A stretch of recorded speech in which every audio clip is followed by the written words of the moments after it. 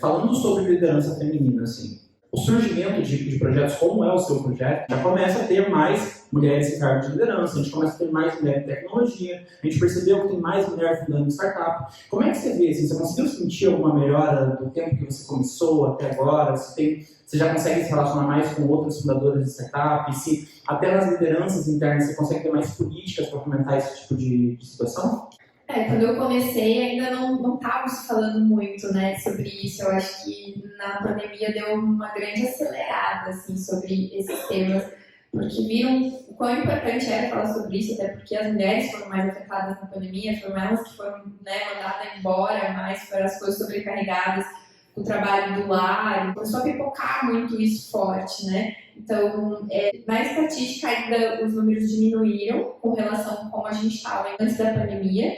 Hoje as pessoas estão falando mais disso. É muito importante ter pessoas falando quanto mais disso. Hoje a gente vê a empresa se preocupando muito com a parte de ESG, e falar de diversidade, falar de inclusão. Hoje eles colocaram metas sobre isso, né? Eles metrificam isso. Ainda a gente está engatinhando, assim, sabe? Porque não é só você botar um programa dentro da empresa ou você capacitar mulheres para isso. É toda uma construção da base, você tem que trabalhar a cultura da empresa. Se não trabalhar a cultura da empresa, não vai adiantar nada, porque aí você faz lá um programa para contratar pessoas pretas e trans, por exemplo. E aí, contratou essas pessoas, só que vai sofrer preconceito dentro do trabalho, porque aquelas outras pessoas elas não estão preparadas para receber essas pessoas. Eu vejo muito empresas se preocupando em parar os números, assim, vamos ter 50-50 de homens e mulheres em tal cargo, vamos equiparar salário. Ainda pra mim o buraco é mais embaixo, assim, sabe? Se você não trabalhar cultura, se você não trabalhar diariamente, é que nem pra academia, né? Se você vai um mês, daí no outro mês você não vai ter resultado, entendeu? Então tem que ter essa constância, né? Esse processo contínuo pra realmente gerar uma mudança de fato efetiva. Pra mim, as empresas, elas influenciam muito no nosso comportamento.